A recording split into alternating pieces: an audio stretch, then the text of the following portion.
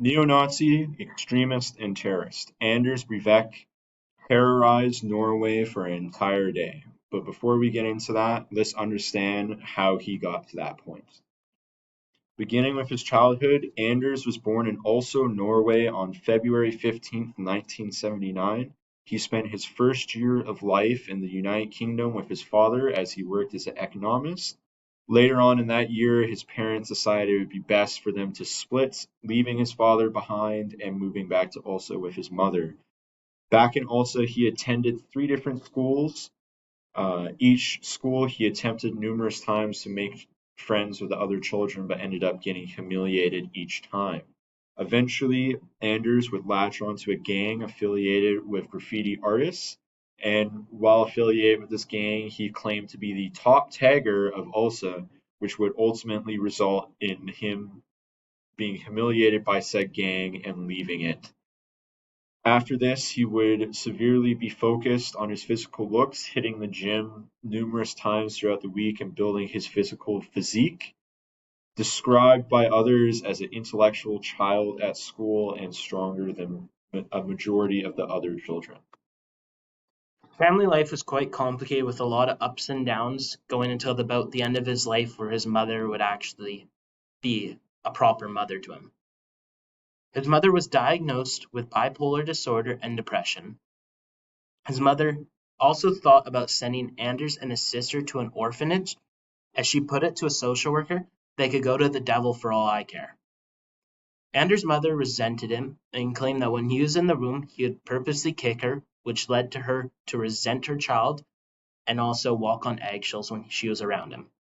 Psychologists determined that Anders' mother would project her sexual fantasies and fear of men onto her young son. After this, Anders was removed from the care of his mother and was placed into foster care. His father shortly after filed for custody, but was rejected, which resulted in Anders being returned back to his unfit mother under strict supervision, which ended short 3 years after. He would bully his sister and would also torment pet animals, which is a slight glimpse at what was to come in his future. He never married, as well as he never had kids later in his life, and he remained living with his mother until he was incarcerated. Shortly after the shooting and the bombing, when he was placed in jail, on an interview, his father mentioned that I wish he had taken his own life. His mother died 6 months after Anders was arrested. His mental health was all over the place with multiple diagnoses, which would be either placed and then taken away or placed and kept for a while. But overall, he is diagnosed to have paranoid schizophrenia, be psychotic, have a severe lack of empathy and normal emotions, bizarre and delusional thoughts about his beliefs, and he had no remorse for any of his actions. He had multiple personality disorder and was also antisocial and had a narcissistic personality disorder. After his parole rejection, he was evaluated to becoming more psychotic and worse of a prisoner or a person with the possibility to be back into civilization. So, understanding why he did the things that he did begins to be highlighted after the explanation of his childhood and mental health, following that stereotypical serial killer murder profile where he begins with being bullied or left out or neglected in some form or manner, then taking out his emotions on small animals and pets, and then later on developing extremist ideas such as anti-Sikh, anti-Muslim sentiments that would carry on into his behavior later on in adulthood. Moving forward into his first kill, unlike other serial killers, he didn't really start off with a singular person first. That was kind of an easy target. He just went straight into committing atrocities. The first being a van bombing outside a government building in Ulsa. This van bomb that was composed of fertilizer and oil, which has been seen used in multiple other bombings, such as the Boston Marathon bombing and numerous random spontaneous bombings around the United Kingdom. unfortunately injured 208 people and killed a total of 8 people in the explosion. Given that it was a government building, there was numerous security cameras all around the premises.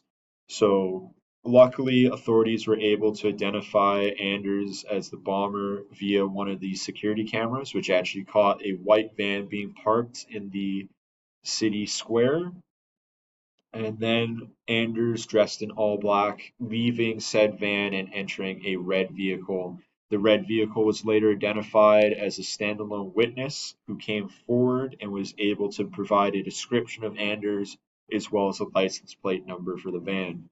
It was presumed that the target for this bombing was the Prime Minister of Norway, but fortunately, the Prime Minister was safe and sound and was not affected by this bombing. The next crime that he committed actually took place 2 hours after the bombing, which was a shooting on an island where a camp was taking place. The camp took place on an island called Utoya. About 600 teenagers attended this camp, with adults attending as well. Many children on this island were political figures' children, as this was a camp mostly designed for the higher ups children. Um, Shortly after the bombing, the camp entered lockdown, and a police officer would shortly after call the island requesting access to the island, as he claimed he was dispatched to come and protect them and make sure that they're safe. The camp leader took a boat to go and pick him up from the mainland, and when he arrived, he was greeted by a man wearing all black, with some sort of wet suit material beneath. He is carrying a gun and an armored briefcase, which was normal for an officer to go and protect a certain area. Um, when they arrived back on the island, another camp leader was there to greet them being Anders and the camp leader. They became worried about the so-called police officer, so they called the island security, which is when the officer shot and killed both of them. After that, Anders ran into the main camp area and told the children he was there to protect them and to stay close. Shortly after he had gathered the majority of the children, he opened fire, killing and injuring dozens. Children who pretended to play dead were met with a bullet to the forehead, as Anders went around putting extra bullets into those lying on the ground as a precaution. Other children began to run and would attempt to hide, but the island was quite small, so the majority of the spots were either trees, rocky cliffsides, forests, or even the freezing water, with some areas of the edge of the water having little caves that they could hide under. Some students also hid in small buildings, which ended up becoming the most horrific scenes of the evening. Some students hid in the various main buildings, which became locked and boarded up. Those in the main buildings actually survived. Once Anders became fed up with searching the island for children, he turned to the open water and began to fire at the children who had attempted to swim away. Shortly after firing at the children in the water, 2 children would get caught by Anders and would start begging for their lives, claiming that they were too young to die, which Anders would actually spare their lives. Moving on to the victim profile, a majority of Anders' victims were young adults aging from 20 years of age all the way up to 30, the youngest being 14 when he committed the island shooting, and the oldest being 61, which was unfortunately lost during the vehicle bombing. The victims overall don't have much in common in terms of a victim profile like some of the other serial killers who just kill prostitutes or high school sweethearts, that sort of thing. Unfortunately, 76 people did lose their lives to Anders overall, and hundreds of others were injured in one way or another by Anders.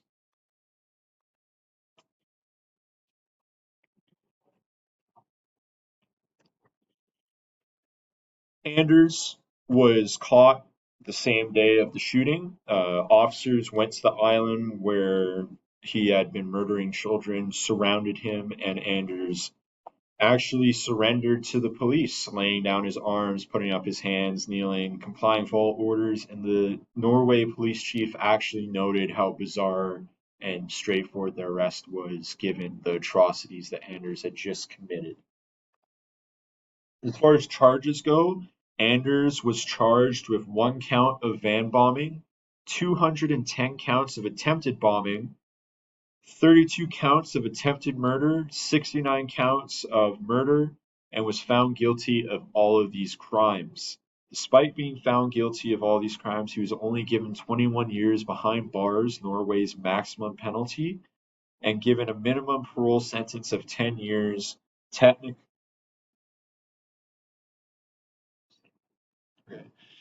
even after his sentence is up, he would be assessed every 5 years for his mental health.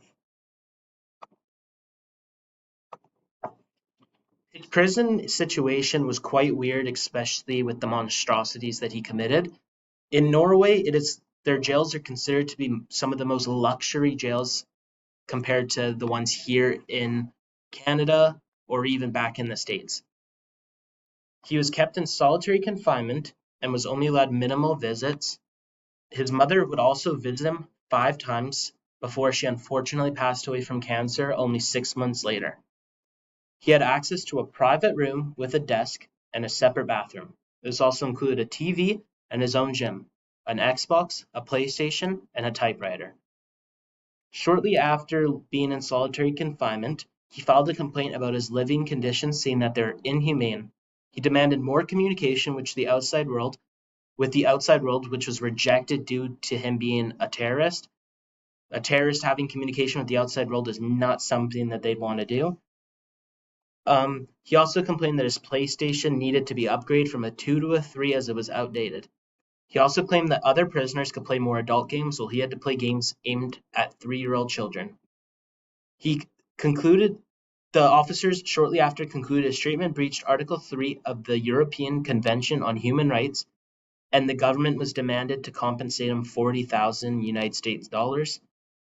He was seen as a well-behaved prisoner and was then allowed to have 2 pet birds to keep him company, which he would then kill one of the birds as it was loud and would keep him awake at night, while sparing the other one's lives as it was quiet. After his 10 years, he filed for parole, which was rejected.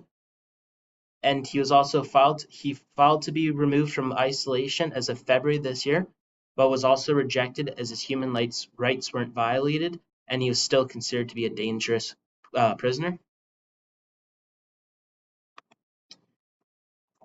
Norway will forever have this day live in infamy throughout their history, as Anders is their worst and only terrorist that has ever happened in the lifetime of their country. Anders, as even though he has committed numerous atrocities against Norway, he unfortunately got a nice, cushy, warm bed to sleep in while living out his sentence.